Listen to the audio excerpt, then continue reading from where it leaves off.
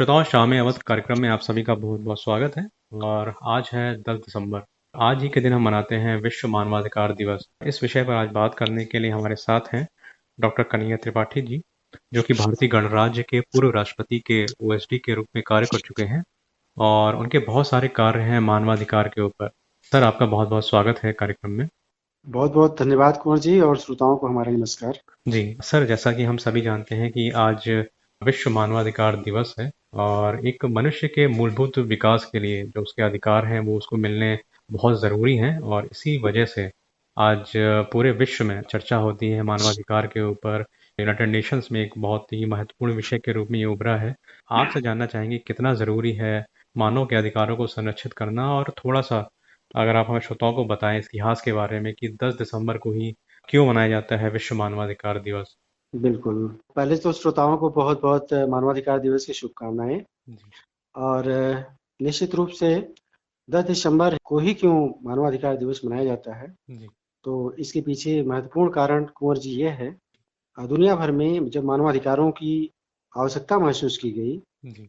तो एलेनर रूजवेल्ट के नेतृत्व में एक कमेटी बनाई गई जी। और ये कोशिश की गई कि मानवाधिकारों के संरक्षण के लिए हम किस प्रकार से एक घोषणा पत्र लेकर के आए। हम्म। तो ये मामला तब का है जब द्वितीय विश्व युद्ध समाप्त हो चुका था और संयुक्त राष्ट्र बन चुका था 1945 में। जी। तब यह कमेटी गठित की गई और हम्म। उसमें एलिना रूजवेल्ट और हंसा मेहता, जो हम्म। हमारे भारत से थी, जी। वो उस कमेटी की मेंबर थी। और हम्म। 10 दिसंबर को संयुक्त राष्ट्र मानवाधिकार का सार्वभौम घोषणा पत्र स्वीकार किया गया जी। और तब से हम हर वर्ष मानवाधिकार दिवस 10 दिसंबर को मनाते हैं। सन 1948 में हम लोगों ने और पूरी हम्म। दुनिया ने स्वीकृत किया था। जी सर, आपने यहाँ पे हंसा मेहता जी का नाम लिया, तो थोड़ा सा उनके योगदान के बारे में अगर आप हमें श्रोताओं को बताएं। बिल्कुल, हंसा मेहता जी जो थीं, वो हमारे देश की एक विदुषी थीं। वो जी। शिक्षाविद थीं, समाज सुधारक थीं, लेखिका थीं हम्म। और महिलाओं के अधिकारों की पैरोकार के रूप में हम उन्हें जानते हैं। तो निश्चित रूप से हंसा मेहता जी का नाम स्वर्णाक्षरों में हमेशा लिया जाता रहेगा, जब जब हम मानवाधिकार की बात करते रहेंगे। महत्वपूर्ण उनका एक अवदान जो था, सार्वभौम घोषणा पत्र, जब आप 30 सूत्रीय सार्वभौम घोषणा पत्र पढ़ेंगे, हम्म। तो उसमें अनुच्छेद 1 में ही ये कहा गया था कि मूलभूत रूप से लिखे गए जो वाक्य थे, उसमें ये था हम्म। कि सभी पुरुष स्वतंत्र और समान पैदा होते हैं। हम्म। इसमें हंसा मेहता ने बदलाव किया और उन्होंने प्रस्ताव जो पारित किया, उसमें उन्होंने ये कहा कि सभी मनुष्य स्वतंत्र एवं समान पैदा होते हैं। मनुष्य जाति की बात उन्होंने की। तो इस तरीके से उनका एक सबसे महत्वपूर्ण जो शुरुआती दिनों में ही जो अवदान था, वो मनुष्यता की संकल्पना और लैंगिक समानता की बात उन्होंने की। जी बिल्कुल, क्योंकि अधिकार जो हैं वो किसी विशेष वर्ग के नहीं हैं। अधिकार जो होते हैं वो सभी वर्गों के लिए होते हैं, चाहे वो स्त्री हो, पुरुष हो या फिर किसी विशेष वर्ग के लोग हों। बिल्कुल। तो सभी को ही मूलभूत विकास के लिए उनके अधिकार मिलने ज़रूरी हैं। सर, अगर हम बात करें SDG 30 की, सस्टेनेबल डेवलपमेंट गोल की, तो जी। कितना अहम है मानवाधिकार, ह्यूमन राइट्स, हमारे जो गोल्स यूनाइटेड नेशन ने निर्धारित किए हैं उनको जी, अचीव करने में। देखिए, SDG 2030 की बातचीत पूरी दुनिया में चल रही है जी। और जिस तरीके से सार्वभौम घोषणा पत्र के 30 सूत्री संकल्प थे और उसे 1948 में पूरी दुनिया ने स्वीकार किया था, जी। उसी तरीके से संयुक्त राष्ट्र का एक रोमांचकारी और बहुत महत्वपूर्ण पहल मैं हम्म। मानता हूँ SDG 2030। इसमें उन सारे मुद्दों को, उन सारे संकल्पों को सामने लाया गया है हम्म। जिससे मनुष्यता, उनके मानवाधिकारों की सुरक्षा हो सकती है। हम्म। इसमें सबसे पहला लक्ष्य जो है वो गरीबी की समाप्ति की बात की गई है, हम्म। Zero poverty. और जीरो हंगर की बात दूसरा इसका लक्ष्य है कि जो भुखमरी है जी। वो शून्य हो जाए। इस तरीके से जो तीसरा लक्ष्य है उसका लोगों के लिए स्वास्थ्य और आरोग्यता, इस पर हम्म। बातचीत की गई है।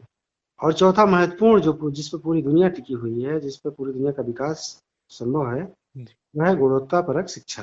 हम्म। हम्म। पांचवा लैंगिक समानता, हम्म। जल एवं स्वच्छता के प्रश्न छठा है। हम्म। सातवां किफायती और स्वच्छ ऊर्जा की बातचीत की गई है। एसडीजी 2030 के 8वें लक्ष्य के रूप में उत्कृष्ट कार्य और आर्थिक विकास की बात की गई है। जी। नवा लक्ष्य है उसका उद्योग, नवाचार और हम्म। बुनियादी ढांचे का विकास हो। जी। 10वां उसका लक्ष्य है कि असमानताओं में कमी हो। हम्म। 11वां लक्ष्य उसका है संवहनी, शहरी और सामुदायिक विकास हम्म। बड़े पैमाने पर हो। उसके अलावा जो 12वां इसका लक्ष्य है उसका जिम्मेदारी के साथ उपभोग और उत्पाद पर बातचीत की गई है। जी। और 13वां जिसके लिए पूरी दुनिया में कवायद चल रही है जलवायु संरक्षण की, हुँ। जलवायु कार्रवाई पर बातचीत की गई है। जी। 14वां इसका लक्ष्य है जलीय जीवों की सुरक्षा, जी। क्योंकि इससे भी मानव के बहुत सारे जल उत्पाद पर निर्भर होते हैं, जी, तो बिल्कुल। उनकी सुरक्षा भी होनी चाहिए। जी। तीसरा थलीय जीवों की सुरक्षा, हुँ। इस पर बातचीत की गई है। और 16वां जो है शांति, न्याय और सशक्त संस्थाएं बननी चाहिए। हुँ। और 17वां इसका लक्ष्य लक्ष्यों के लिए भागीदारी, जी। क्योंकि संपूर्ण लोगों की अगर सारे लक्ष्य जितने भी बनाए गए, जी।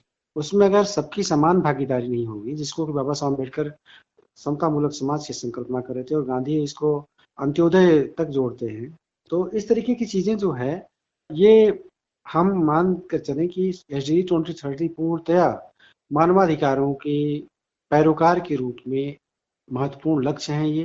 और हुँ। इसके लिए संयुक्त राष्ट्र और भारत सरकार और दुनिया भर के जितने भी स्टेट हैं, जी। वो इस पर कार्य कर रहे हैं। और जी। वो चाहते हैं कि सन 2030 तक हुँ। हमारे मनुष्य समाज की संकल्पना इस तरीके की हो, जी। जिसमें ये सारे अधिकार सुरक्षित और हुँ। उनको संपूरित मिले जाएं, जिसमें बुनियादी ज़रूरतें उनकी पूरी हो जाएं और जी। जीवन के तमाम जो लक्ष्य हैं, जीवन के उद्देश्य हैं, हैप्पीनेस इंडेक्स हमारा बढ़े, इन सारी हुँ। चीज़ों पर बातचीत की गई है। जी, बहुत ज़रूरी है कि मनुष्य जाति है, उनके अधिकारों को संरक्षित करना है, तो जितने भी देश हैं, वो सब मिलकर काम करें और तभी बिल्कुल, हम स्वस्थ और एक विकसित समाज उनको दे सकते हैं। सर, अगर बिल्कुल। बात की जाए भारत में जी, मानवाधिकार की स्थिति पूरे विश्व के सापेक्ष में, तो आप क्या जी। मानते हैं कि भारत की स्थिति कैसी है? भारत में मानवाधिकार की सुरक्षा के लिए तमाम राज्य ने बहुत सारी व्यवस्थाएं कर रखी हैं, जिसमें आप देखेंगे कि राष्ट्रीय मानवाधिकार आयोग है, जी। राष्ट्रीय महिला आयोग है, जी। राष्ट्रीय बाल संरक्षण आयोग है, उपभोक्ता मामले का जो आयोग है, इस हुँ। तरीके के तमाम आयोग हैं, विधि मंत्रालय जी। के अंतर्गत विधि आयोग है। इस तरीके के बहुत सारे जो आयोग हैं और बहुत सारे ऐसे उपक्रम हैं, जी। जिसको भारत सरकार ला करके सबके सुरक्षा की बात कर रही है। भारत की सबसे महत्वपूर्ण बात एक और मैं बता रहा हूँ, जैसे भारत स्वच्छ मिशन जो चला, जी। उसके माध्यम से जो हमारे शौचालय बनाए गए पूरे भारत भर में, जी। उसकी महिलाओं की जो गरिमा है उसकी सुरक्षा हुई है। तो ये भी महत्वपूर्ण बात जी, है। बिल्कुल। और एक महत्वपूर्ण बात आपको ये भी बताऊंगा कि हमारे यहाँ जल संरक्षण पर बातचीत की जा रही है, तो इससे भी मानवाधिकार जुड़े हुए हैं। जी। अब हम दुनिया के परिप्रेक्ष्य में जो आपका सवाल था उस पर मैं आऊँ, जी। तो मैं ये बताना चाहूंगा कि दुनिया में जो इस तरीके से अशांति है, युद्ध हो रहा है और हुँ। तमाम माइग्रेशन हो रहे हैं, जी। तो ऐसी स्थिति में बहुत सारी चिंताएं जो है वो जी। स्वतः हमारे सामने परिलक्षित हो रही हैं। जी। और इसका नतीजा ये है कि क्रंदन है, करुणा है, बहुत सारी चीजें हैं। हुँ। तो दुनिया के स्टेट्स को थोड़ा सा अपने व्यवहार में परिवर्तन लाने की जरूरत है। जी। युद्ध बिल्कुल जरूरी नहीं है और किसी भी बड़े विकल्प के जरूरतों को पूरा करने के लिए युद्ध कदापि स्वीकार्य नहीं है। हुँ। और इससे मानवाधिकारों की कितनी क्षति होती है, इसकी हुँ। कल्पना नहीं की जा सकती है। जी। अब जो बच्चे को पीठ पर बांध करके लेकर भाग रहा है, जी। अब बताइए कि उस बच्चे का अधिकार, जो हुँ। भाग रहा है उसका अधिकार, हुँ। उसके जीवन की जो सुरक्षा थी वो खत्म हो गई। हुँ। माइग्रेशन हो गया तो जहाँ गए वहाँ के वो नागरिक नहीं बन सकते हैं। हुँ। तो बहुत सारी जो विपत्तियां हैं ये एक मनुष्य को झेलना पड़ता है।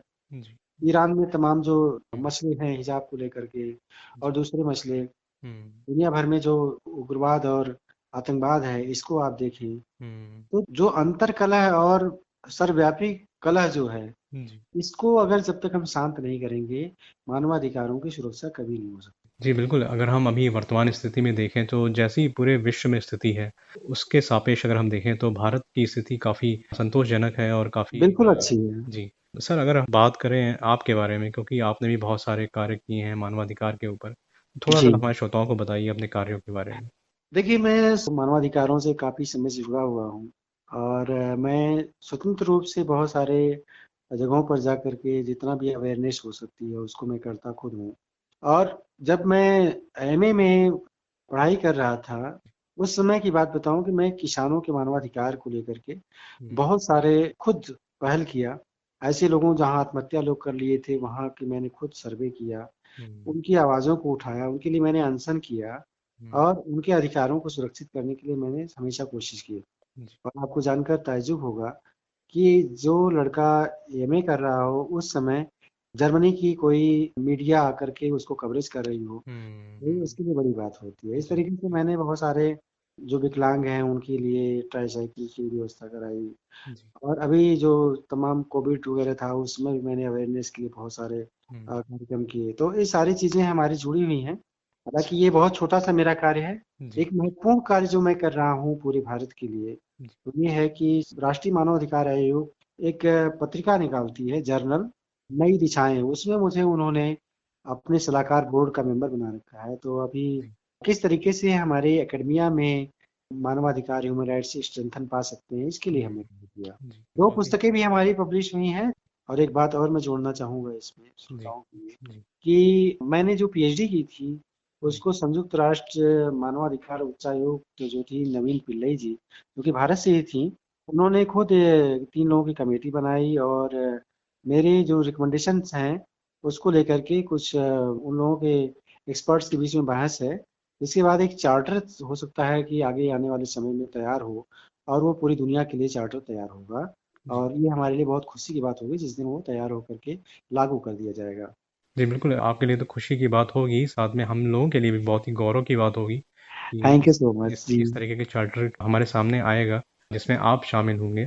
सर, जी। अगर भारत की भूमिका के बारे में बात करें, तो आप क्या मानते हैं कि भारत कैसी भूमिका निभा सकता है, वैश्विक स्तर पर मानवाधिकार को संरक्षित करने में? बिल्कुल, बहुत ही अच्छा सवाल आपने किया कुंवर जी, क्योंकि भारत जो है वह है अपनी सनातन सभ्यता से इतना मैच्योर है। वह दुनिया के लिए पहले भी विश्व गुरु के रूप में जाना जाता था। जी, बिल्कुल। आज भी संयुक्त राष्ट्र में जब दुनिया भर के देश इकट्ठा होते हैं, तो भारत की जो पहल होती है वो बहुत ही अहम होती है और उसको पूरी दुनिया बहुत ही गौर से सुनती है और बहुत ही गंभीरता से लेती है। जी, तो आज जो दुनिया में तमाम युद्ध और हिंसा और इस तरीके के रक्तपात या दूसरे तरीके के मसले हैं, उसको शांत करने के लिए भारत एक यशस्वी नेतृत्व के रूप में उभर सकता है और यह बहुत ही भारत के लिए गौरव की बात होगी कि उसको पूरी दुनिया को रास्ता दिखाने का अवसर मिले। जी, मैं ये मानता हूँ कि अभी जो संयुक्त राष्ट्र सुरक्षा परिषद में जिस तरीके से कई देशों को और वीटो पावर देने की बातचीत चल रही है, यदि भारत को उसमें शामिल किया जाता है तो निश्चित रूप से पूरी दुनिया के जो मानवाधिकार है उसकी सुरक्षा के लिए भारत महत्वपूर्ण भूमिका अपनी निभा सकेगा। जी। और जो जलवायु परिवर्तन की कार्रवाई पर बातचीत चल रही दुनिया हुँ, भर में, हुँ, जी, उसमें भी भारत अपनी अहम भूमिका निभा सकता है। कोविड के मसले में जो हम देखें तो एक जो काइंडनेस जो होती है, उस तरीके की छवि भारत लेकर के आया। जी, तो जी, भारत की छवि बेहतर है और बेहतर जी, बनाना है और इसके लिए भारत सरकार प्रयास कर रही है। जी, लेकिन इसमें और थोड़ी धार देने की ज़रूरत होगी। इसको जी। धार जब देंगे, तो निश्चित रूप से दुनिया और हमें अच्छे मन से स्वीकार करेगी। जी, बिल्कुल, अगर हम वर्तमान स्थिति में देखें तो एक भारत बहुत तेज़ी से उभर रहा है और हम उम्मीद करते हैं कि आगे आने वाले समय में एक वैश्विक गुरु के रूप में ये उभरेगा, जैसा कि वो बिल्कुल। पहले था। मानवाधिकार हो, जलवायु परिवर्तन हो या फिर अहिंसा की नीति हो, सब में ही भारत एक मार्गदर्शक के रूप में पूरे विश्व के सामने आएगा। अभी मैं एक चीज़ और बताना चाहूँगा, संयुक्त राष्ट्र महासभा के अध्यक्ष हैं, सबा कुरैशी, मेरी उनसे बातचीत हुई जी, और जब हमारे इंटरनेशनल रूप में डायलॉग स्थापित हुए कि हमें अहिंसा आयोग की ज़रूरत है। हुँ, और बहुत ही अच्छा आपने ध्यान दिलाया मुझे, जी, क्योंकि जिस तरीके से मानवाधिकार की हम बात कर रहे हैं, उससे भी माइन्यूट पटल पे हम जाकर के किस तरीके से कार्य कर सकते हैं, जी। इसके लिए हमें दुनिया भर में अहिंसा आयोग की ज़रूरत होगी। जैसा कि आपने अहिंसा आयोग के बारे में कहा, तो ये एक अपने आप में ही बहुत कुछ संदेश देती है और जी, आज बहुत ज़रूरत है क्योंकि अगर आप देखें जो ये युद्ध हो रहे हैं, जी, तो इन सबको समाप्त करने के लिए ज़रूरी है कि जो पूरा विश्व है वो अहिंसा के मार्ग पर आगे बढ़े और जितने भी देश हैं, वो सब मिलकर काम करें तभी जो हमारा पूरा विश्व है वो एक स्वस्थ वातावरण में जी सकेगा। बिल्कुल। सर, आप हमारे कार्यक्रम में आए, हमारे श्रोताओं को विश्व मानवाधिकार दिवस के बारे में इतनी सारी जानकारी दी। आपका कार्यक्रम में शामिल होने के लिए बहुत-बहुत धन्यवाद। बहुत-बहुत धन्यवाद कुंवर जी, नमस्कार।